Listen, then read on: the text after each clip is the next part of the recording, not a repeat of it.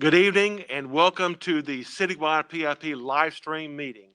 We want to welcome all communities throughout the whole entire city of Houston to be able to focus on these meetings and be a part of the community Citywide PIP meetings. In addition, for Spanish speaking members, we are providing Spanish options on the captioning. If you click on the provided stream text link on the flyer, you can go to the English captions. There's also a drop down menu for languages, and you can choose Spanish. We have been, for the last 2 months, we have been getting a lot of phone calls to the city and, of course, to the PIP regarding new members of the community wanting to be involved into our program. And what we're finding out that all these new members that are calling and wanting to get involved, they range from just your neighbors, business owners, and we found out that so many of them are stakeholders in their communities. So they, in addition, they get a lot of their family members, they get a lot of their community members to be involved. So we want to thank you. And just to let you know, within the last month and a half, our Citywide PIP program was featured on a national level in Washington, D.C. The National Police Department's museum asked us to be on a panel and to express and to sort of talk about the success of our program. So it was actually for a couple of hours, but I was very proud to really outline the PIP program and brag about all of the fine members throughout our very diverse city that we have here in Houston. Without further ado, I'd like to introduce our Citywide PIP chairperson, Joan Bouchard. Joan, you have the floor. Thank you. Hi, everyone, and welcome to the live stream Chief Citywide PIP program. We would like to thank all of the citywide and divisional PIP members who have logged on to the network and watched this citywide meeting from your communities. We really miss all of you, so stay safe, and this is the way we're doing it. Before we go into anything further with PIP, I would like to remind everyone today is the United States Marines' 245th birthday.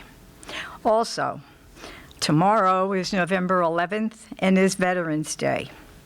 Please remember what our service people did for all of us. They gave us a lot of freedoms, and we are very, very grateful for this.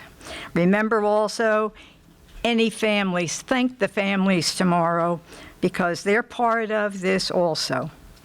Take a moment tomorrow to remember, pause a couple of minutes, maybe say a prayer, and do remember them. God bless this country, and God bless the Houston Police Department and also the Fire Department. Thank you. As some of the nation's police departments have been focusing in the news, we here in Houston can be very proud and stand up and proclaim that we order and have the Positive Interaction Program in place. This is to promote a positive relationship with every member of the community. It is you and your community, and you certainly should take credit for this program being so successful. At these citywide meetings, the goal is to provide the attending members information, which they then take back to their communities. And this is really important information, and they can discuss this with their community. Our invocation this evening is Chaplain Vince Johnson. Vince.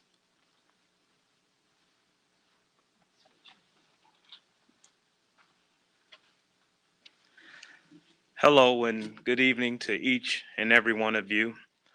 I'm Chaplain Vincent Johnson of the Houston Police Department, and I've been asked to do the invocation for today's PIP meeting.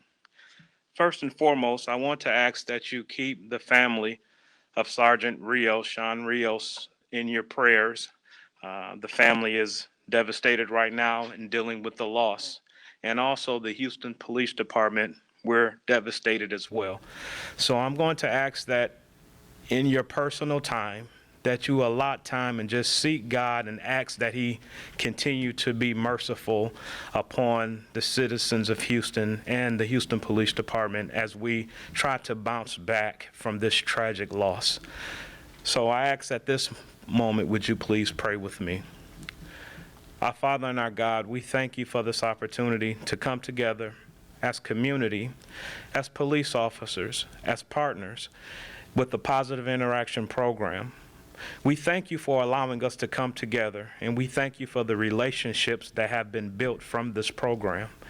We ask that you just continue to bless the Houston Police Department, the citizens of Houston, the leadership of this agency, and we ask that you bless the leadership that are in positions with the city of Houston.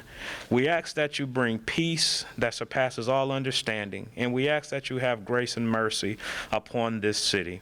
We ask that you just continue to sit high and look low, and bless all those who are tuned in this evening. We miss our friendship, we miss coming together, but we are grateful that we can communicate through social media.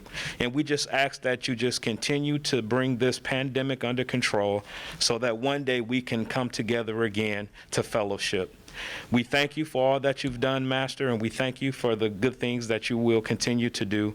And we thank you for the things that you are doing right now. This is your servant's prayer. In your Son's name I pray. Amen.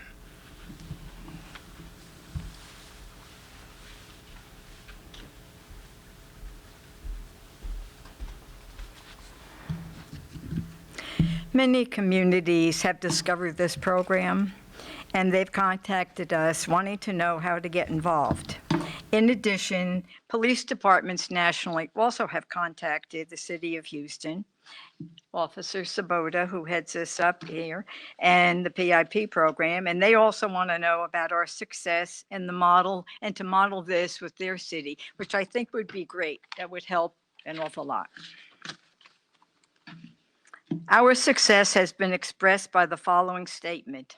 We are a dedicated group of citizens and business owners working together with a dedicated chief and command staff, interacting together to reduce crime. We would like to thank all of you for your participation to gain the growth and recognition from other cities and police departments is really, really super. Okay, we now have our crime stats. So we have someone new today who's going to do this, and it is Jim Mallard, and he's the department's division manager of the Crime Analysis Division, and it is a citywide crime analysis report, and he will take care of this. We hope you have good news. Thank you, Joan. Good evening. We're so glad that you could join us. As Joan mentioned, I'm going to be covering the citywide crime stats. Before I get started, I wanted to take a second to remind everyone of a couple of caveats. The numbers that I'm going to be showing to you tonight are not the official crime statistics of the Houston Police Department. These are reported incidents, not completed investigations. And to see the official crime stats, you can visit our HPD webpage. Second, many criminal incidents have more than one crime, and so we're looking at the top or the highest crime for those counts. We're also counting incidents. The one exception to that will be murders, and that number represents the victim count. All the other ones represent the crime incidents. We're going to be looking at what we call our key performance indicators, which is a trend, an indication of the trend and direction that we're going in. Think of it sort of like the Dow Jones Industrial Average. So with that, let's go ahead and get started. So looking at crimes against person, these are violent crimes. We're looking at year to date as of yesterday. So this is comparing last year to this year. Unfortunately, we're up almost 11% in violent crimes or crimes against persons. And I'm going to go through these top to bottom to help everybody understand what we're looking at numbers-wise. Murders, again, we're talking about the number of victims. We had a 44% increase that's been in the news a lot lately. This is 339 for the current year. It actually doesn't reflect the 6 that we had reported yesterday, so the current number is actually 345. We have a lot of investment in resources in trying to investigate and bring justice for these victims' families. And so, unfortunately, it's just a very, very high number. Robberies on the plus side are down 5%. So that represents a decrease in victimization for robberies, and we continue to have a lot of effort in taking care of those as well. Sexual assaults are down 28% from the previous year. However, as our guest speaker will touch on a little bit later, this kind of represents underreporting. And so it's a reminder of how important it is to make sure that if you're the victim of a crime, particularly with sexual assault, that you do contact us by any means possible and report that so that it can be thoroughly investigated. So again, even though this is showing in green, which are decreases, sexual assault, unfortunately, is a very underreported crime. Our aggravated assaults are up 27.7%. This represents almost 3,200 crimes. This is the primary crime that's driving our violent crime numbers by volume. So this represents a lot of domestic-related incidents. This month, it was about 46% of aggravated assaults. It was the same last month at 46%, but that is down from our peak in April of 50%. So again, we have increases throughout the city in aggravated assaults. Also wanted to highlight human trafficking. It's an increase of 23.4%. Sort of like with sexual assaults, where the decrease isn't necessarily a good thing, the increase here isn't necessarily a bad thing, because the cases that I reviewed, this indicates victims who are more willing to report being trafficked, and so we have the ability to initiate those investigations where in other cases we may not. So I think it, to a certain degree, reflects a rapport that we've developed with victims and their comfort level with reporting them once we've made contact with them in some other context. So moving on to crimes against property, these are on track to be a decrease over the previous year. They're down 8.2% overall. Auto theft continues to be a problem throughout the city. It's showing an increase of 11.6%. This is pretty consistent across different areas of the city and through different time periods. So it's a constant challenge that we've been working on through this entire year. Burglary of a building is also showing an increase, 5%, but it's a significant number of crimes. I don't want to harp too much on the impact of COVID, but a lot of these numbers, COVID has an impact with the burglary buildings, with so many businesses being closed for such an extended period of time. It represents an opportunity for criminals to commit crimes that they may not otherwise be able to commit in the absence of such drastic measures as we've seen during the COVID pandemic. We also have really significant decreases in fraud and theft. Excuse me. And again, those are representative of the effects of COVID. Fewer people are engaging in commerce. People are holding on to the money that they have. And so in looking at our fraud incidents, that significant and consistent decrease from this year is really a byproduct of COVID and the continuing effects of COVID. So that's all I have for you tonight. I would invite you to visit our website at houstontx.gov/police. You can find our crime statistics on the bottom right side. You can click that button. That's going to take you to some data that you can download if you want to look at the data yourself. There's also an interactive crime map there. That's the community crime map hosted by LexisNexis. It allows you to not only view the crimes in your area, but also subscribe for alerts for crimes that happen near your home, so you can stay informed about what's going on in your area. If you have other questions, you can talk to your PIP coordinator in your area. So with that, I'll turn it back over to Joan. Thank you. Our presentation this evening is, quote, understanding consent, quote. And this will be presented by Detective K. Dawn Baker of the Houston Police Department's Adult Sex Crimes Unit. And I offer you the microphone.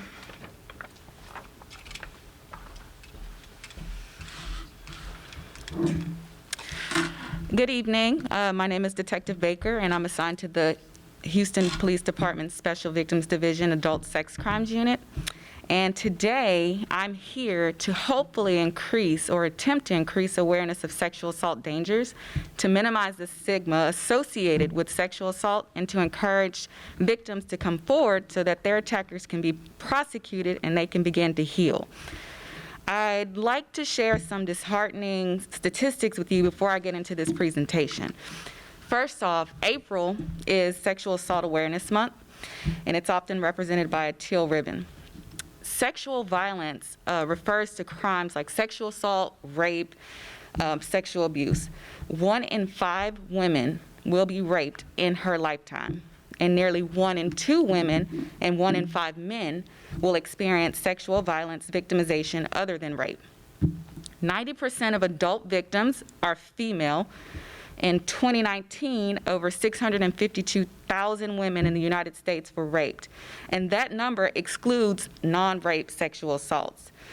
If that number were to be included, it would have been about 1 million. And according to statistics on Texas reporting, Texas had 51.1 rapes per 100,000 inhabitants in 2019. Over 80% of sexual assaults are committed by an acquaintance. And again, to touch on the statistics showing a decrease, most sexual assaults are committed by intimate partner, acquaintances, and family members. Rape, like was mentioned before, is the least reported and convicted violent crime in the United States. For every 1,000 rape in the U.S., 995 perpetrators will go unpunished. With that being said, what is sexual assault? Intercourse and penetration without consent. The sexual abuse of someone who cannot give consent due to a disability or mental capacity or incapacity is another way to look at that. Forcible and violent intercourse, penetration or sexual contact, even sometimes with consent, and coercive sexual acts. In the state of Texas, sexual assault is defined as a person intentionally or knowingly causing the penetration of the anus, sexual organ of another person by any means without that person's effective consent. So let's talk about that topic, consent. It's very important that we understand what the definition of consent is. Consent means a freely given agreement to conduct at issue by a competent person an expression of lack of consent through words or conduct means there's no consent. Lack of verbal or physical resistance or submission resulting from the use of force, threat of force, or placing another person in fear does not constitute consent. There's a quiz that I encourage everyone to go and take. That quiz will help you possibly understand in better terms what consent looks like. The following 5 slides will break down the definition of consent. Again, as stated before, a freely given agreement to the conduct at issue. Agreeing to X does not allow someone to assume an agreement to X, Y, and Z unless there's an additional mutual free communication. Agreeing to non-sexual behavior like drinking, being alone with the offender, does not equal agreement to sex. Consent, again, means a freely given agreement to the conduct at issue by a competent person. Let's talk about competent. Competent means not a child, not impaired by alcohol, drugs, intellectual disabilities, or mental illness. There's a myth that's often widely dispersed amongst society that sexual assault is often the result of miscommunication or a mistake. The fact is, sexual assault is a crime. It's never a simple mistake. It does not occur due to a miscommunication between 2 people. Sexual assault is any unwanted sexual contact obtained without consent through the use of force, threat of force, intimidation, or coercion. So we're going to break that down. An expression of lack of consent through words or conduct. Here are some examples. Words: no, stop, I am not sure I want to do this, I need to get going, I have to work early, I don't like that. Conduct. Examples include trying to leave, turning one's head or body away, crying, pushing someone off, closing legs together, passed out. Again, here's another myth. If a person goes to someone's room, house, or goes to a bar, he or she assumes the risk of sexual assault. If something happens later, he or she can't claim that he or she was raped or sexually assaulted because he or she should have known not to go to those places.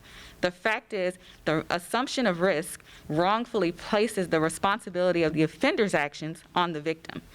Even if a person went voluntarily to someone's residence or room and consented to engage in some sexual activity, it does not serve as a blanket consent for all sexual activity.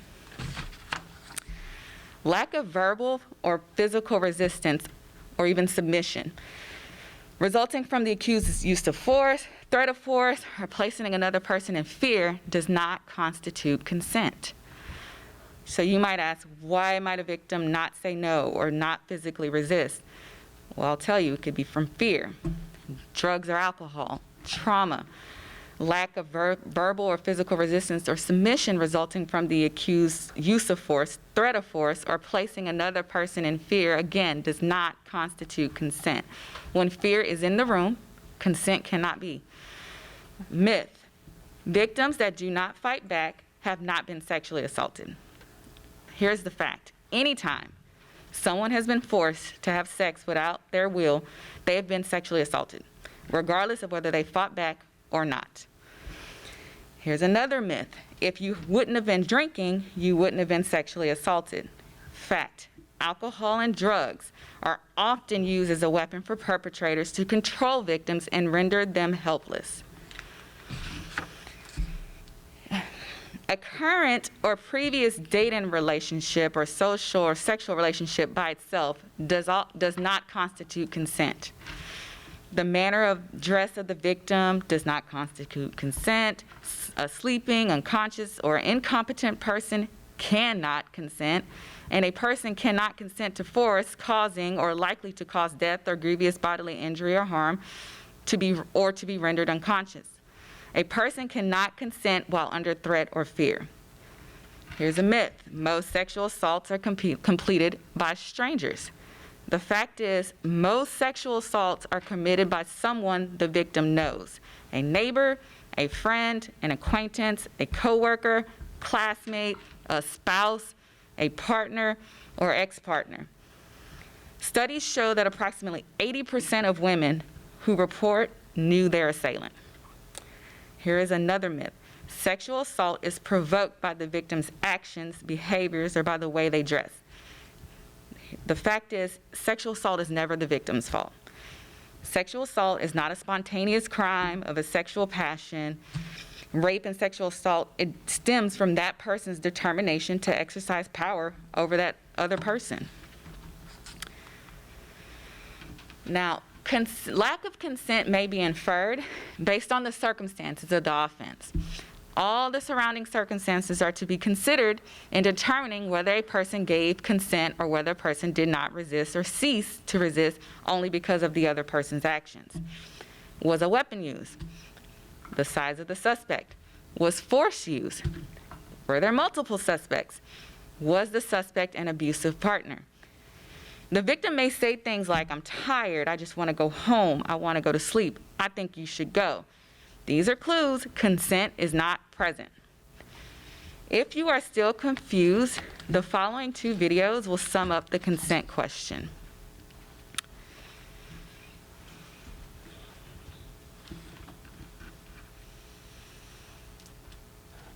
If you're still struggling with consent, just imagine instead of initiating sex, you're making them a cup of tea. You say, "Hey, would you like a cup of tea?" They go, "Oh my God, I would love a cup of tea, thank you." Then you know they want a cup of tea. If you say, "Hey, would you like a cup of tea?" And they're like, I'm not really sure. then you could make them a cup of tea, or not, but be aware they might not drink it. And if they don't drink it, then, and this is the important part, don't make them drink it. Just because you made it doesn't mean you are entitled to watch them drink it. And if they say no thank you, then don't make them tea at all. Just don't make them tea. Don't make them drink tea. Don't get annoyed at them for not wanting tea. They just don't want tea, okay? They might say, yes, please, that's kind of you. And then when the tea arrives, they actually don't want the tea at all. Sure, that's kind of annoying as you've gone to all the effort of making the tea, but they remain under no obligation to drink the tea. They did want tea, now they don't. Some people change their mind in the time that it takes to boil the kettle, brew the tea, and add the milk. And it's okay for people to change their mind. And you are still not entitled to watch them drink it. And if they're unconscious, don't make them tea. Unconscious people don't want tea. And they can't answer the question, do you want tea? Because they're unconscious. Okay, maybe they were conscious when you asked them if they wanted tea. And they said yes. But in the time it took you to boil the kettle, brew the tea, and add the milk, they are now unconscious. You should just put the tea down. Make sure the unconscious person is safe. And this is the important part again. Don't make them drink the tea. They said yes then, sure, but unconscious people don't want tea. If someone said yes to tea, started drinking it, and then passed out before they finished it, don't keep on pouring it down their throat. Take the tea away. Make sure they're safe, because unconscious people don't want tea. Trust me on this. If someone said yes to tea around your house last Saturday, that doesn't mean they want you to make them tea all the time. They don't want you to come around to their place unexpectedly and make them tea and force them to drink it, going, but you wanted tea last week. Or to wake up to find you pouring tea down their throat, going, but you wanted tea last night. But if you can understand how completely ludicrous it is to force people to have tea when they don't want tea, and you're able to understand when people don't want tea, then how hard is it to understand it when it comes to sex? Whether it's tea or sex, consent is everything. And on that note, I'm going to go make myself a cup of tea. Consent is a yes. Anything else is just a guess. Laughter is comedy, ticklish, nervous, not consent. Dancing is fun, free, fierce, not consent. Drinking is optional, regrettable, memorable, not consent. To be nice or in fear for your life, or to nod because you're not sure if it feels wrong or right means yes becomes meaningless. You must be clear in your mind to be clear in your consent. There is more to look for than just 3 letters. Signs and signals, it's how we make our human existence exist through this misty maze of moments, from crossing the road to knowing whether what we're being told is a true anecdote or a joke. You know them, even in this awkward space of touch and love and laughs and lust. Consent is not frozen limbs, stiff hands, frowns, eyes turned to not look at what they can't say, tones of voice far away from enthusiasm. That's it. Walk each other through the consent Q&A. Your body is yours and it owes nobody anything at all. So if they're not up for listening, then show them the door. Sure, it can be more complex than just saying yes, but we've got to keep talking because anything else is just a guess. Consent is about bodily autonomy. Bodily autonomy, by definition, is the right of a person to govern what happens to their body without external influence or coercion. Next, I want to talk about how we get cases.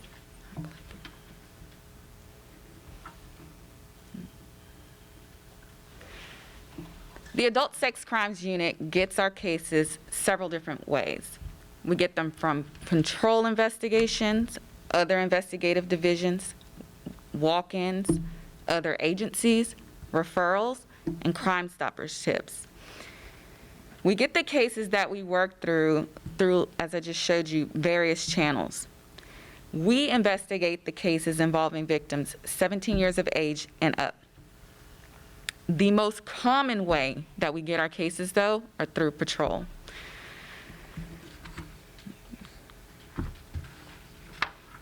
the process. So once a report has been generated on the complainant's behalf, the case gets reviewed for assignment.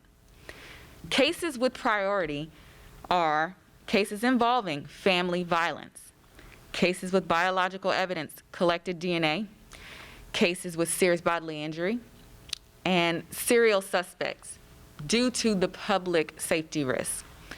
Those cases are all assigned to an investigator, and every other case after that, we work as we can.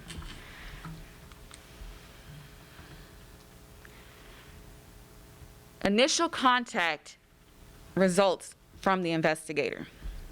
We obtain the complainant's statement in two methods. We either interview them ourselves, or we refer them to the Texas F&E, which allows us the ability to have a forensic interview done by a forensic interviewer. We then collect additional evidence to try to support the case. We interview the suspect. We then present the case to the Harris County District Attorney's Office. If charges are accepted, they are then filed, and then it moves to the court proceedings. We consider a lot of different things before we actually interview the suspect. Because a lot of our cases do involve a family member or intimate partner, we have to consider the safety of the complainant.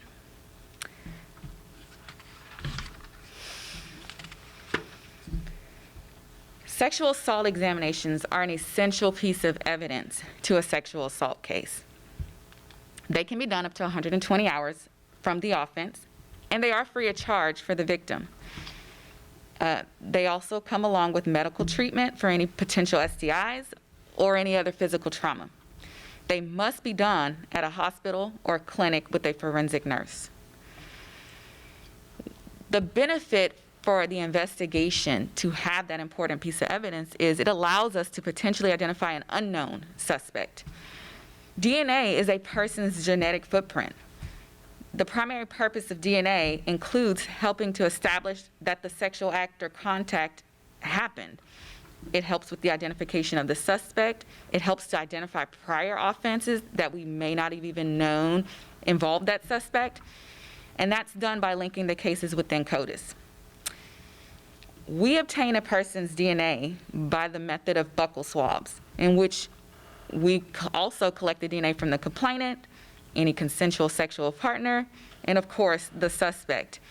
And it's used to eliminate the consensual sexual partner for DNA purposes when we have the knowledge that a consensual sexual partner sexual contact happened within a week of the assault. CODIS, or the Combined DNA Index System, is a software program that allows users to access the National DNA Database, known as National DNA Index System. The system is a large database that operates on the local, state, and national level, and there are two different categories.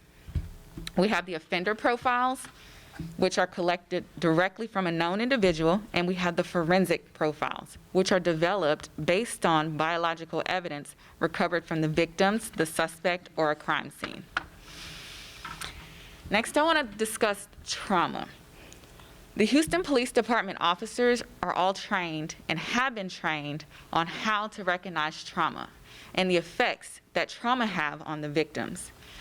Dr. Rebecca Campbell, along with End Violence Against Women International and others, have conducted several studies on sexual assault trauma, sexual assault investigations, and sexual assault victims. The research has shown that there are different reactions to trauma, and that the brain is what does the picking, not the person.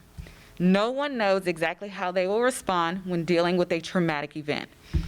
The freeze, or tonic immobility, is a reaction that happens up to 50% of rape victims. So there are typically three types of responses that most people are aware of: the fight, the flight, and the freeze, which is the tonic immobility. Victims often go through what is known as rape-induced paralysis. And that is when they just sit there and they just allow it to happen. Victims of trauma will have a broad range of emotional responses and demeanor. Crying, they might be hysterical, they might have a flat affect, they might even laugh. But there is no right or wrong way to respond to the trauma of rape. Myth: if a person is aroused when he or she is assaulted, then it's not really sexual assault. The fact is, orgasms are a natural biological reaction that someone cannot control. It doesn't mean that forced or coerced sexual activity was consensual.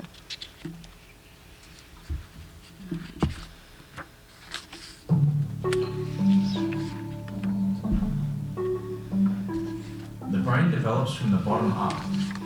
The first thing to develop is the brainstem, or the reptilian brain as some people might call it. This area is responsible for our bodily functions. It tells us when to regulate our temperature, when to sleep, and when to eat. The next important part of our brains to develop is the limbic system, or what some people might call the mammalian part of the brain. The limbic system supports a variety of functions including emotion, behaviour, motivation, and long-term memory. The next part of the brain to develop is the cortex, which is the outer layer of the brain. This is sometimes considered the human part because humans are one of the only mammals that develop this part of the brain. This part of the brain is responsible for how we as humans were able to develop language, have thoughts, self-awareness, perception, and consciousness. Also, the cortex plays a key role in integrating the central nervous system and functions of memory. The last and most advanced part of the brain to develop is the prefrontal cortex, which is considered the executive functioning part of the brain. For some people, this part doesn't fully develop until they're in their mid to late 20s. The prefrontal cortex helps us to think through cause and effect, the ability to plan for the future, set goals, and understand the consequences of our actions. It's also responsible for the ability to moderate social behaviour. When we're in a stressful situation, part of our limbic system called the amygdala sets off an alarm bell response to let us know we're in danger and we need to do something about it. When this happens, the brain floods with a hormone called cortisol, so the body knows that something needs to be done. The most common responses to a stressful or dangerous situation are some you might be familiar with: fight, flight, freeze, or submit. This is an inbuilt system of survival to keep us safe when we're in danger. Like when our ancestors might have had to decide whether to stand their ground and fight against a large predator or run away. A stress response is a healthy, normal part of being a human. It lets us know that our bodies are working and keeping us safe.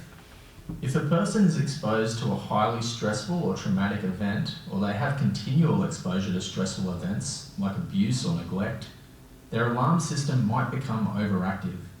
It might be always switched on, as if there was a risk of danger or threat at all times.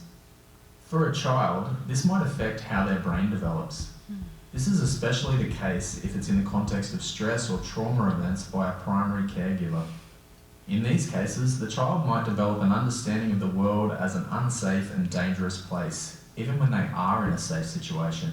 Sometimes this is called hypervigilance. It means being on edge or aware of danger at all times. Being exposed to stressful and traumatic events on a regular basis can also have a significant impact on neural connections in the memory centre. It can even change the way we remember actual events. People use alcohol and other drugs for a variety of reasons. When someone's experienced trauma, they might be in a constant state of fight or flight, and so might use substances to help move them out of their stress response state. We also know that substance use can affect the way that our brain functions. Chemicals from substances cross the blood-brain barrier and can either stimulate or depress different parts of the central nervous system, affecting how the person feels, thinks, and acts. Similar to cortisol flooding the brain in the stress response, chemicals from alcohol and other drugs can also affect neural pathways and the way the person might make decisions or remember events. Luckily, neural pathways have the lifelong ability to form and change. You might have heard this referred to as neural plasticity. Through developing a better understanding of the brain and the way trauma and alcohol and other drugs affect neural pathways, clients can be better informed and empowered. This is an intervention itself called psychoeducation. It is important to remember trauma affects memory. and it can cause memories of victims to be fragmented. They might not be able to recall everything that occurred chronologically. The recall oftentimes can be slow and difficult due to how the brain basically stored that incident. What we found is victims often remember more information over time, but they just need that time. As mentioned in that video, submission. It's least often discussed, but it is an important reaction as well. Most victims that we see tell us they just gave in. It was just better not to fight. It was safer not to fight. Any reaction that a victim has, regardless of that reaction, the detectives in the Special Victims Division don't consider it. Again, because we are trained that everyone reacts different to trauma. A very, very important piece of what we do at the Houston Police Department Adult Sex Crimes Unit involves domestic violence sexual assault. Here are 7 statistics about domestic violence and sexual abuse. Intimate partner sexual assault and rape is often used to intimidate, control, and demean victims and survivors of domestic violence. Intimate partner sexual assault is more likely than a stranger or an acquaintance assault, and it oftentimes results in physical injury. Between 14 and 25% of women are sexually assaulted by intimate partners during their relationship. Between 40 and 45% of women in abusive relationships will also be sexually assaulted during the course of the relationship. Studies have shown that domestic violence and sexual assault often intersect. Perpetrators who are physically violent towards their intimate partners are often sexually abusive as well. Studies have also shown that victims are often both physically and sexually assaulted, and those that are more likely to be injured or killed than victims who experience only one form of abuse. Women who are disabled, pregnant, or trying to leave the situation are at a greater risk of intimate partner rape. Over half the women raped by an intimate partner were sexually assaulted multiple times by the same partner. Women who are sexually abused by intimate partners report more risk factors for intimate partner homicides than non-sexually abused women. Women who are sexually abused by intimate partners, they often suffer severe and long-term physical and mental health problems similar to those of other rape victims. They have a higher rate of depression and anxiety than women who were either raped by a non-intimate partner or physically but not sexually abused by an intimate partner. Marital rape is committed by the victim's spouse. Prior to 1976, state laws specifically exempted spousal rape from general rape laws. By 1993, all 50 states had either completely or partially repealed their spousal rape exemptions. The fact is, many Americans do not believe marital rape is actual rape. Between 10 to 14% of the married women who are raped during the point of their marriages don't report. 18% of female victims of spousal rape say their children actually witnessed the rape. Again, we cannot re-emphasize this enough, especially with COVID. Marital rape is the most underreported form of sexual assault. Over 1.5 million women were raped by an intimate partner in 2019, and that's from the Department of Justice. So what do you do if you think you may have been sexually assaulted?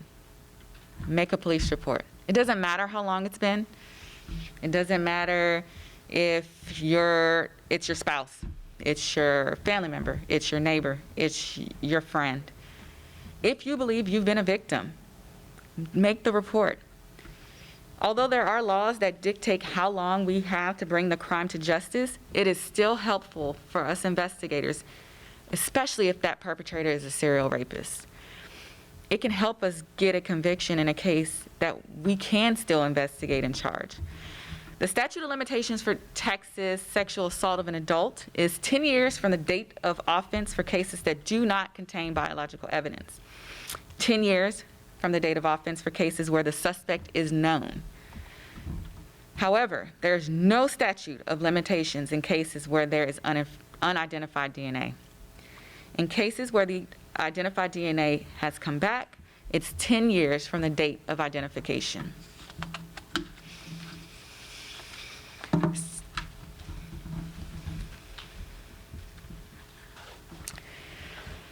So in conclusion, the key things we want the citizens of Houston to remember: consent is very important. You must obtain consent to have sexual contact with any person.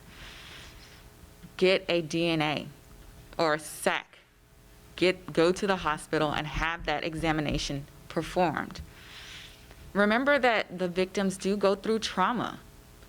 Be sympathetic, be empathetic to that factor. Know that domestic violence sexual assault is not okay, and we need you to report it.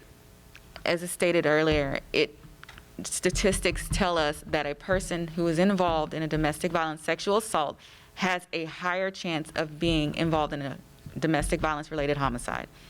Please report. I hope from this presentation that you've all learned some of the misconceptions and the myths of sexual assault are false. Again, they're not all committed by strangers. That's actually the lowest percentage of the cases that we get. It doesn't always involve struggle. It's not provoked by the victim's actions. What he or she is wearing or where he or she went does not dictate whether or not they were sexually assaulted. Rape is not the only form of sexual assault, and serial rapists are far more common than people think.